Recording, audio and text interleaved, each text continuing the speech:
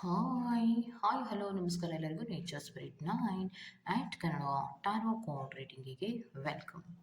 ಇವತ್ತು ನಾನು ತಗೋತಾ ಇರುವಂತಹ ರೀಡಿಂಗ್ ಯಾವುದು ಅಂದರೆ, ನಿಮ್ಮ ಪ್ರೀತಿಯ ಜೀವನದಲ್ಲಿ ಹಲವಾರು ಕಾರಣಗಳಿಂದ ಅಥವಾ ಅನ್ಎಕ್ಸ್ಪೆಕ್ಟೆಡ್ ಆಗಿ ಪ್ರೀತಿಯ ಜೀವನದಲ್ಲಿ ಒಂದು ಥರ್ಡ್ ಪಾರ್ಟಿ ಸಿಚುಯೇಷನ್ ಎಂಟ್ರಿ ಆಗಿದ್ರೆ, ಅದು ಫ್ರೆಂಡ್ನ ಮೂಲಕ ಇರ್ಬೋದು, ಫ್ರೆಂಡ್ ಆಗಿ ನೀವು ಪರಿಚಯ ಮಾಡಿದಾಗ ಆಗಿರಬಹುದು, ಕೊಲೀಗ್ಗಳಿರಬಹುದು, ಅಥವಾ ಹೀಗೆ ಗೊತ್ತಿದ್ದೋ ಗೊತ್ತಿಲ್ಲದೆಯೋ ಹೇಗೋ ನಿಮ್ಮ ಪ್ರೀತಿಯ ಜೀವನದಲ್ಲಿ ಒಂದು ಅನ್ಎಕ್ಸ್ಪೆಕ್ಟೆಡ್ ಆಗಿ ಥರ್ಡ್ ಪಾರ್ಟಿ ಸಿಚುಯೇಷನ್ ಅನ್ನೋದು ಎಂಟ್ರಿ ಆಗಿರುತ್ತೆ. ಅದರಿಂದ ಹಲವಾರು ತೊಂದರೆಗಳು ಬರ್ತಾ ಇರುತ್ತೆ. ಮೇಲಿಂದ ಮೇಲೆ ನಿಮ್ಮಿಬ್ಬರ ಜೀವನದಲ್ಲಿ ಅಥವಾ ನಿಮ್ಮಿಬ್ಬರ ಪ್ರೀತಿಯ ಜೀವನದಲ್ಲಿ ಮಿಸ್ಅಂಡರ್ಸ್ಟ್ಯಾಂಡಿಂಗ್ ಇರ್ಬೋದು, ಚಿಕ್ಕ ಪುಟ್ಟ ಜಗಳಗಳಿರಬಹುದು, ಅಥವಾ ನಂಬಿಕೆಯ ಕೊರತೆ ಇರಬಹುದು. ಈ ಥರದ ಹಲವಾರು ವಿಚಾರಗಳಲ್ಲಿ ನಿಮ್ಮಿಬ್ಬರಿಗೂ ಕೂಡ ಪ್ರಾಬ್ಲಮ್ಸ್ ಅನ್ನೋದು ಕ್ರಿಯೇಟ್ ಆಗ್ತಾ ಇರುತ್ತೆ. ಅದು ಯಾವ ಕಾರಣಕ್ಕೆ ಅನ್ನೋದಾದರೆ, ಥರ್ಡ್ ಪಾರ್ಟಿ ಸಿಚುಯೇಷನ್ಗಳ ಕಾರಣಕ್ಕೋಸ್ಕರವಾಗಿ. ಅಂತಹ ಸಂದರ್ಭದಲ್ಲಿ ನಿಮಗೆ ಏನು ಮಾಡಬೇಕು ಗೊತ್ತಾಗೋದಿಲ್ಲ. ಥರ್ಡ್ ಪಾರ್ಟಿ ಸಿಚುಯೇಷನ್ ಅನ್ನೋದು ಇನ್ಯಾವಾಗ ಹೋಗುತ್ತಪ್ಪ, ಇದರಿಂದ ದೂರ ಆದರೆ ನಮ್ಮಿಬ್ಬರ ಪ್ರೀತಿ ಉಳಿಸ್ಕೋಬೋದಪ್ಪ ಅಂತ ಯಾರೆಲ್ಲ ಯೋಚನೆಗಳನ್ನು ಮಾಡ್ತಿದ್ದೀರೋ, ಅಥವಾ ಯಾರ ಪ್ರೀತಿಯ ಜೀವನದಲ್ಲಿ ಥರ್ಡ್ ಪಾರ್ಟಿ ಸಿಚುಯೇಷನ್ ಅನ್ನೋದು ಎಂಟ್ರಿ ಆಗಿದೆಯೋ ಅದರಿಂದ ಮುಕ್ತಿಯನ್ನು ಪಡ್ಕೋಬೇಕು ಅನ್ನುವಂತಹ ಮನಸ್ಥಿತಿ ಯಾರಿಗೆಲ್ಲ ಇದೆಯೋ ಅವರಿಗೆ ಖಂಡಿತವಾಗಿಯೂ ಇದು ಅನ್ವಯವಾಗುತ್ತೆ. ಥರ್ಡ್ ಪಾರ್ಟಿ ಸಿಚುಯೇಷನ್ ನಿಮ್ಮ ಪ್ರೀತಿಯ ಜೀವನದಲ್ಲಿ ಎಂಟ್ರಿ ಕೊಟ್ಟಿದ್ರೆ, ಆ ಥರ್ಡ್ ಪಾರ್ಟಿ ಸಿಚುಯೇಷನ್ ಅನ್ನೋದು ನಿಮ್ಮ ಪ್ರೀತಿಯ ಜೀವನದಿಂದ ಎಂಡಿಂಗ್ ಆಗತ್ತಾ ಅಥವಾ ಇಲ್ವಾ ಅನ್ನೋದೇ ಈ ರೀಡಿಂಗಿನ ಕಾನ್ಸೆಪ್ಟ್ ಆಗಿರುತ್ತೆ. ಓಕೆ, ಸೊ ಇದೆಲ್ಲವೂ ಕೂಡ ಇನ್ ಜನರಲ್ ಆಗಿರುವಂತಹ ರೀಡಿಂಗ್ ಆಗಿರೋದ್ರಿಂದ ನಿಮಗೆ ರೆಸೊನೇಟ್ ಆದರೆ ಮಾತ್ರ ತಗೊಳ್ಳಿ. ಹಾಗೆಯೇ ಸ್ಕ್ರೀನ್ ಮೇಲೆ ಕಾಣ್ತಾ ಇರುವಂತಹ ಒಂದು ನಂಬರ್, ಅದು ಪರ್ಸನಲ್ ರೀಡಿಂಗಿನ ನಂಬರ್ ಆಗಿರುತ್ತೆ. ಯಾರಿಗೆಲ್ಲ ಪರ್ಸನಲ್ ರೀಡಿಂಗಿನ ಅವಶ್ಯಕತೆ ಇದೆಯೋ ಅವರೆಲ್ಲರೂ ಕೂಡ ವಾಟ್ಸಪ್ ಮೆಸೇಜನ್ನು ಮಾಡೋದ್ರ ಮೂಲಕ ಪೇ ಮಾಡಿ ನಿಮ್ಮ ರೀಡಿಂಗ್ಸ್ಗಳನ್ನು ನೀವು ತಗೋಬಹುದಾಗಿರುತ್ತೆ. ಓಕೆ, ರೀಡಿಂಗ್ಗಳನ್ನು ತಗೊಳ್ಳೋದಕ್ಕೆ ಮುಂಚಿತವಾಗಿ ಪ್ಲೀಸ್ ಸೆಲೆಕ್ಟ್ ಯುವರ್ ಆಪ್ಷನ್. ನಿಮ್ಮ ಆಪ್ಷನ್ಗಳನ್ನು ಸೆಲೆಕ್ಟ್ ಮಾಡ್ಕೊಳ್ಳಿ. ಎರಡು ಗಿಫ್ಟ್ ಬಾಕ್ಸ್ಗಳನ್ನು ನಿಮ್ಮ ಆಯ್ಕೆಯಾಗಿ ಕೊಟ್ಟಿದ್ದೇನೆ. ಆ ಗಿಫ್ಟ್ ಬಾಕ್ಸ್ಗಳ ಮೇಲೆ ನಾನು 1, 2 ಅನ್ನುವಂತಹ ನಂಬರನ್ನು ಕೂಡ ಮೆನ್ಷನ್ ಮಾಡಿದ್ದೇನೆ. ಆ ಎರಡು ಬಾಕ್ಸ್ಗಳಲ್ಲಿ ಯಾವ ಬಾಕ್ಸ್ ನಿಮಗೆ ತುಂಬ ಅಟ್ರಾಕ್ಟ್ ಆಗುತ್ತೋ ಆ ಬಾಕ್ಸನ್ನು ಸೆಲೆಕ್ಟ್ ಮಾಡ್ಕೊಳ್ಳೋದ್ರ ಮೂಲಕ ನಿಮ್ಮ ಪ್ರೀತಿಯ ಜೀವನದಲ್ಲಿ ಥರ್ಡ್ ಪಾರ್ಟಿ ಸಿಚುಯೇಷನ್ ಅನ್ನೋದು ಎಂಡಿಂಗ್ ಆಗುತ್ತಾ ಇಲ್ವಾ ಅನ್ನೋದನ್ನ ಖಂಡಿತವಾಗಿಯೂ ನೀವು ನೋಡ್ಬೋದಾಗಿರುತ್ತೆ. ಹಾಗೆಯೇ ಡಿಸ್ಕ್ರಿಪ್ಷನ್ ಬಾಕ್ಸ್ನಲ್ಲಿ ಪ್ರತಿ ಫೈಲ್ನ ಟೈಮಿಂಗ್ಸನ್ನು ಕ್ಲಿಯರ್ ಆಗಿಯೇ ಮೆನ್ಷನ್ ಮಾಡಿರ್ತೀನಿ. ನೀವು ಯಾವ ಫೈಲನ್ನು ಸೆಲೆಕ್ಟ್ ಮಾಡ್ಕೊಂಡಿರ್ತೀರೋ ಆ ಫೈಲ್ನ ಟೈಮಿಂಗ್ಸನ್ನು ನೋಡಿ ಸ್ಕಿಪ್ ಆಗಿ ನಿಮ್ಮ ರೀಡಿಂಗ್ಸ್ಗಳನ್ನು ನೀವು ತಗೋಬಹುದಾಗಿರುತ್ತೆ. ಓಕೆ, ಸೊ ಯಾರೆಲ್ಲ ಫೈಲ್ ನಂಬರ್ 1 ಅಂದರೆ ಗಿಫ್ಟ್ ಬಾಕ್ಸಿನ ಮೇಲೆ 1 ಅನ್ನುವಂತಹ ಗಿಫ್ಟ್ ಬಾಕ್ಸ್ ಅನ್ನು ಯಾರೆಲ್ಲ ಸೆಲೆಕ್ಟ್ ಮಾಡ್ಕೊಂಡಿದ್ರು ಅದು ಫೈಲ್ ನಂಬರ್ 1 ಆಗಿರುತ್ತೆ. ಸೊ ನಿಮ್ಮ ಪ್ರೀತಿಯ ಜೀವನದಲ್ಲಿ ಥರ್ಡ್ ಪಾರ್ಟಿ ಸಿಚುಯೇಷನ್ ಅನ್ನೋದು ಇದ್ರೆ ಅದು ಎಂಡಿಂಗ್ ಆಗುತ್ತಾ ಅಥವಾ ಇಲ್ವಾ ಅನ್ನೋದ್ರ ಬಗ್ಗೆ ನಾವು ನೋಡ್ತಾ ಹೋಗೋಣ. ಓಕೆ, ರೀಡಿಂಗ್ ಅನ್ನು ಶುರು ಮಾಡೋಣ. Okay, let start. Okay, so ಯಾರೆಲ್ಲ ಫೈಲ್ ನಂಬರ್ 1 ಅನ್ನು ಆಯ್ಕೆ ಮಾಡ್ಕೊಂಡಿದ್ದೀರೋ ಸೊ ಅವರಿಗೆ ಬರ್ತಾ ಇರುವಂತಹದ್ದು ಇದು ಒಂದು ಕರ್ಮ ಅನ್ನುವಂಥದ್ದನ್ನ ರೆಪ್ರೆಸೆಂಟ್ ಮಾಡ್ತಾ ಇದೆ. ಸೊ ಕಾರ್ಮಿಕ್ ಜರ್ನಿಯನ್ನು ರೆಪ್ರೆಸೆಂಟ್ ಮಾಡ್ತಾ ಇದೆ. ನಿಮ್ಮ ಪ್ರೀತಿಯ ಜೀವನದಲ್ಲಿ ಇನ್ನೋರ್ವ ವ್ಯಕ್ತಿಯ ಎಂಟ್ರಿ ಕೊಟ್ಟಿರುವಂತಹದ್ದು ಇದು ಕರ್ಮದ ಲೆಸನ್ಸಿನ ರೀತಿಯಲ್ಲಿ ಬಂದು ಕೂತಿರುವಂತಹದ್ದು. ಇದು ಒಂದು ಕರ್ಮ ಅನ್ನುವಂಥದ್ದನ್ನ ರೆಪ್ರೆಸೆಂಟ್ ಮಾಡ್ತಾ ಇದೆ. ಇನ್ನೊಂದೇನು ಅಂದ್ರೆ, ಆ ಒಂದು ವ್ಯಕ್ತಿ ಥರ್ಡ್ ಪಾರ್ಟಿ ಸಿಚುಯೇಷನ್ನ ಮೇಲೆ ಬಹಳಷ್ಟು ಇಂಟ್ರೆಸ್ಟ್ ಇರುವುದರಿಂದ, ಅನ್ಕಂಡೀಷನಲ್ ಆದಂತಹ ಪ್ರೀತಿ ಇರೋದರಿಂದ ನಿಮ್ಮ ಪ್ರೀತಿಯ ಕಡೆಗೆ ಅವರಿಗೆ ಗಮನ ಅನ್ನೋದು ಬರ್ತಾ ಇಲ್ಲ. ಮತ್ತೆ ಅದು ರೆಫ್ಯೂಸ್ ಅನ್ನ ರೆಪ್ರೆಸೆಂಟ್ ಮಾಡ್ತಾ ಇದೆ. ಯಾವುದೇ ಪ್ರೀತಿಯನ್ನ ನೀವು ತೋರಿಸೋದಕ್ಕೆ ಹೋದ್ರೂ ಕೂಡ ಅದನ್ನ ಅವರು ಅಕ್ಸೆಪ್ಟ್ ಮಾಡೋದಿಲ್ಲ. ನಿಮ್ಮ ಪರ್ಸನ್ ಅನ್ನುವಂಥದ್ದನ್ನ ರೆಪ್ರೆಸೆಂಟ್ ಮಾಡ್ತಾ ಇದೆ. ಮತ್ತೆ ಪ್ರೀತಿಯ ವಿಚಾರದಲ್ಲಿ ಅವ್ರು ಹೇಳ್ತಾರೆ, ಬಿಟ್ಬಿಡ್ತೀನಿ ಅಂತ ಹೇಳ್ತಾರೆ, ಆದರೂ ಕೂಡ ಅವರು ಬಿಟ್ಟಿರೋದಿಲ್ಲ ಅನ್ನುವಂಥದ್ದನ್ನು ರೆಪ್ರೆಸೆಂಟ್ ಮಾಡ್ತಾ ಇದೆ.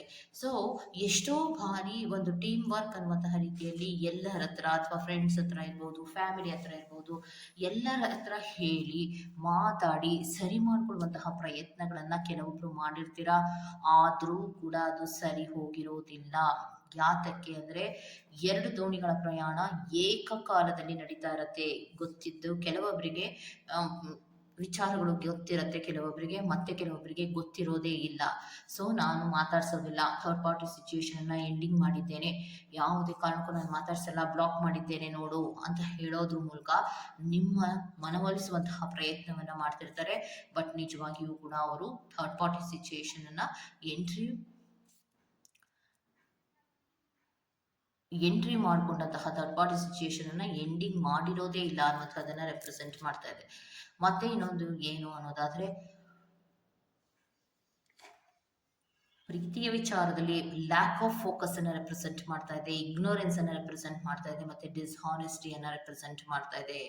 ಸೊ ಏನನ್ನ ಥರ್ಡ್ ಪಾರ್ಟಿ ಸಿಚುಯೇಷನ್ ಆಗಿ ಗೊತ್ತಿದ್ದೋ ಗೊತ್ತಿಲ್ಲದೆಯೋ ಎಂಟ್ರಿಯನ್ನು ಕೊಟ್ಟಿದ್ರು, ಅವರನ್ನ ಬಹಳಷ್ಟು ದೂರ ತಳ್ಳೋದು ಬಹಳಷ್ಟು ಕಷ್ಟದ ಕೆಲಸವೇ ಆಗ್ತಾ ಇದೆ.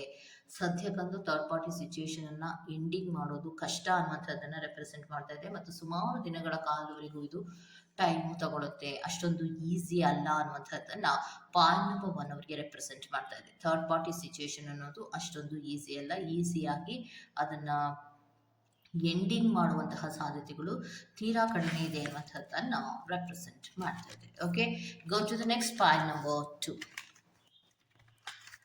ಸೊ ಪಾಯಿಂಟ್ ನಂಬರ್ 2 ಯಾರನ್ನ ಆಯ್ಕೆಯನ್ನ ಮಾಡ್ಕೊಂಡಿದ್ದೀರೋ ಅದು ಗಿಫ್ಟ್ ಬಾಕ್ಸಿನ ಮೇಲೆ ನಂಬರ್ 2 ಅನ್ನುವಂಥದ್ದನ್ನ ನೋಡಿ ಆಯ್ಕೆ ಮಾಡ್ಕೊಂಡಿದ್ದೀರಾ ಅಲ್ವಾ. ಸೊ ನಿಮ್ಮ ಪ್ರೀತಿಯ ಜೀವನದಲ್ಲಿ ಥರ್ಡ್ ಪಾರ್ಟಿ ಸಿಚುಯೇಷನ್ ಅನ್ನೋದು ಎಂಟ್ರಿ ಆಗಿದ್ರೆ ಅದು ಎಂಡಿಂಗ್ ಆಗತ್ತಾ ಅಥವಾ ಇಲ್ವಾ ಅನ್ನೋದನ್ನ ನೋಡ್ತಾ ಹೋಗೋಣ. ಓಕೆ, ಪಾಲ್ ನಂಬರ್ 2 ಯಾರೆಲ್ಲ ಆಯ್ಕೆಯನ್ನು ಮಾಡ್ಕೊಂಡಿದ್ದೀರೋ ನಿಮ್ಮ ಪ್ರೀತಿಯ ಜೀವನದಲ್ಲಿ ಎಂಟ್ರಿ ಕೊಟ್ಟಂತಹ ಥರ್ಡ್ ಪಾರ್ಟಿ ಸಿಚುಯೇಷನ್ ಅನ್ನೋದು ಎಂಡಿಂಗ್ ಆಗುತ್ತೋ ಇಲ್ವೋ ಅನ್ನೋದಾದ್ರೆ ಖಂಡಿತವಾಗಿಯೂ ಎಂಡಿಂಗ್ ಆಗುವಂಥ ಸಾಧ್ಯತೆಗಳು ಇರುತ್ತೆ. ಯಾಕಂದ್ರೆ ಅಂಡರ್ಸ್ಟ್ಯಾಂಡಿಂಗಿನ ಕೊರತೆ ಅನ್ನುವಂತಹದ್ದು ಬರುತ್ತೆ.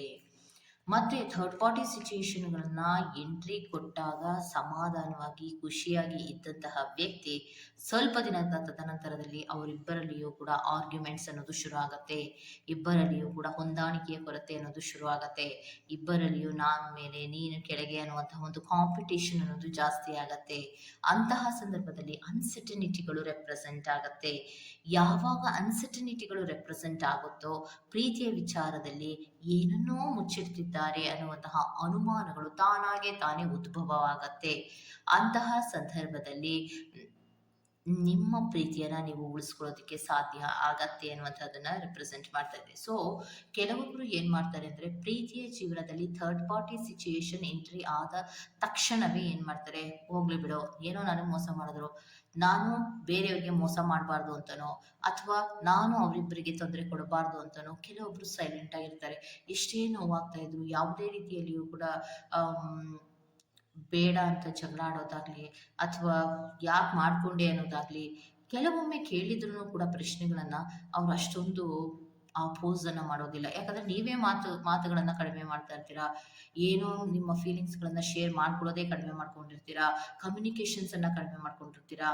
ಸೊ ಯಾತಕ್ಕೆ ಅಂದ್ರೆ ಬೇಡ, ನಾನೇ ದೂರ ಹೋಗೋಣ, ನನ್ನ ಪ್ರೀತಿಯ ಜೀವನದಲ್ಲಿ ಇನ್ನೋರ್ವ ವ್ಯಕ್ತಿ ಕೊಟ್ಟ ಮೇಲೆ ನನಗೇನು ಕೆಲಸ ಅನ್ನುವಂತಹ ಆಲೋಚನೆಗಳನ್ನ ಮಾಡಿ ದೂರ ಹೋಗುವಂತಹ ಸಾಧ್ಯತೆಗಳು ಸರ್ವೇ ಸಾಮಾನ್ಯವಾಗಿ ಯೂನಿವರ್ಸ್ನಲ್ಲಿ ಕೆಲವೊಬ್ರು ಮಾಡ್ತಾರೆ.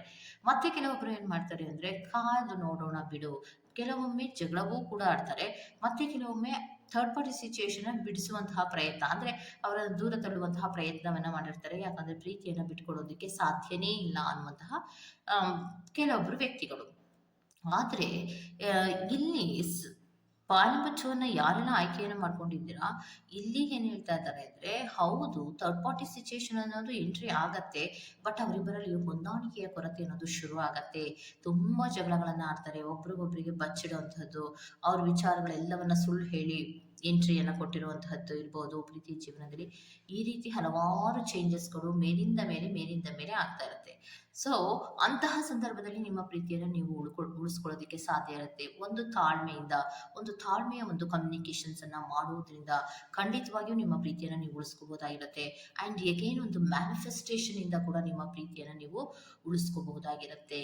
ಯಾಕೆ ಅನ್ನೋದಾದ್ರೆ ಪಾಸಿಟಿವ್ ಸಕ್ಸಸ್ ಅಂಡ್ ಜಾಯ್ ಅನ್ನ ರೆಪ್ರೆಸೆಂಟ್ ಮಾಡ್ತಾ ಇದೆ. ನಿಮ್ಮ ಪ್ರೀತಿಯಲ್ಲಿ ಒಂದು ಪಾಸಿಟಿವಿಟಿ ಇದೆ, ನೀವಿಬ್ರು ಕೂಡ ಪ್ರೀತಿಯನ್ನು ಉಳಿಸ್ಕೊಳ್ಳುವಂತಹ ಎಲ್ಲ ಅರ್ಹತೆಯನ್ನ ಪಡ್ಕೊಂಡಿದ್ದೀರಾ. ಮನಸ್ಸು ಮಾಡಿದ್ರೆ ನೀವಿಬ್ರು ಮತ್ತೆ ಥರ್ಡ್ ಪಾರ್ಟಿ ಸಿಚುಯೇಷನ್ ಅನ್ನ ದೂರ ತಳ್ಳಿ ನೀವಿಬ್ರು ಇದ್ದ ಹಾಗೆಯೇ ಹೇಗೆ ಖುಷಿಯಾಗಿ ಇದ್ರೋ, ಹೇಗೆ ಸಮಾಧಾನಕರವಾದಂತಹ ರೀತಿಯಲ್ಲಿ ಪ್ರೀತಿಯನ್ನು ಮುಂದುವರಿಸ್ಕೊಂಡು ಹೋಗ್ತಾ ಇದ್ರೋ ಹಾಗೆ ನೀವು ಮತ್ತೆ ಇರಬಹುದು.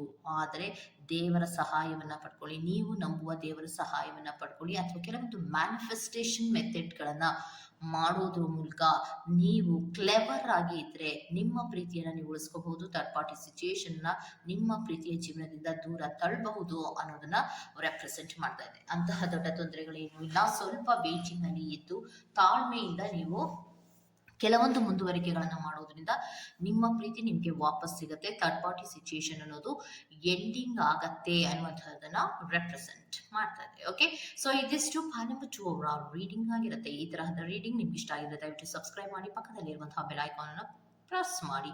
ನಾನು ನಿಮ್ಮನ್ನ ಮತ್ತೊಂದು ರೀಡಿಂಗ್ ಗಳಲ್ಲಿ ಸಿಗ್ತೇನೆ ಅಂತ ಹೇಳ್ತಾ ಅಲ್ಲಿವರೆಗೂ ಟೇಕ್ ಕೇರ್, ಬಾಯ್.